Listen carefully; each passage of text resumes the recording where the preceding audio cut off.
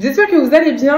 Je vous retrouve pour vous faire le compte rendu de cette deuxième journée du procès du braquage de Kim Kardashian. Je dis compte rendu, mais en fait c'est pas vraiment un compte rendu parce que aujourd'hui c'était le premier jour des interrogatoires de personnalité des accusés. Je me suis dit que ça pourrait être pas mal qu'on fasse un point, que vous puissiez comprendre en quoi ça consiste et à quoi ça sert. Donc d'abord, en quoi ça consiste cette étude de la personnalité des accusés? L'objectif est de comprendre la personnalité de l'accusé qui est en face de nous. Quels sont ses traits de caractère, quel est son parcours, son enfance, sa formation, son parcours professionnel, ses revenus, son casier judiciaire également. En fait, l'objectif c'est vraiment de replacer l'accusé dans son histoire. Et pour ça, il va y avoir deux temps. Dans un premier temps, en fait, on écoute le rapport de l'enquêteur de personnalité. Donc comme son nom l'indique, la mission de l'enquêteur de personnalité, c'est vraiment d'essayer de tirer les grands traits du parcours et de la personnalité d'un individu. Et pour pouvoir faire ce rapport, il va s'entretenir, en fait, il va avoir un entretien avec le mis en examen et possiblement aussi avec des gens de son entourage familial, son entourage amical, pour justement affiner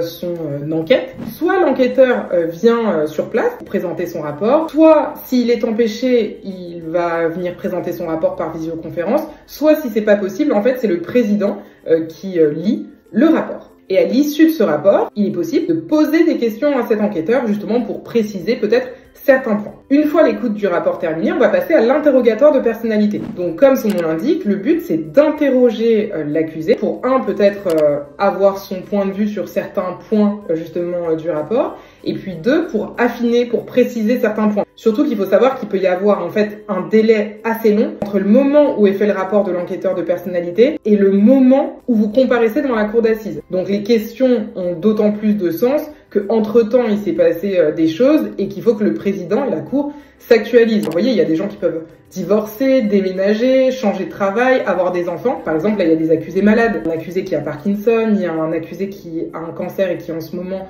subit une chimiothérapie. Évidemment, c'est le président qui commence à poser des questions. Après, les assesseurs et les jurés peuvent également poser des questions s'ils le souhaitent. Et puis ensuite, comme d'habitude, les avocats des parties civiles peuvent poser des questions, l'avocat général peut poser des questions, les avocats de la défense, c'est-à-dire les avocats des accusés, peuvent eux aussi poser des questions. Une fois qu'on a dit ça, je pense que vous avez compris maintenant en quoi consiste cette enquête de personnalité. Il s'agit de comprendre en fait à quoi ça sert. Comment je pourrais dire ça? Les juges ne rendent pas la justice de manière robotique. La peine qu'un tribunal ou qu'une cour prononce doit être adaptée à la personne qui est en face de soi. On va tenir compte en fait de tous les éléments que j'évoquais précédemment, de vos capacités de réinsertion, de votre situation sociale, médicale, professionnelle, familiale, etc.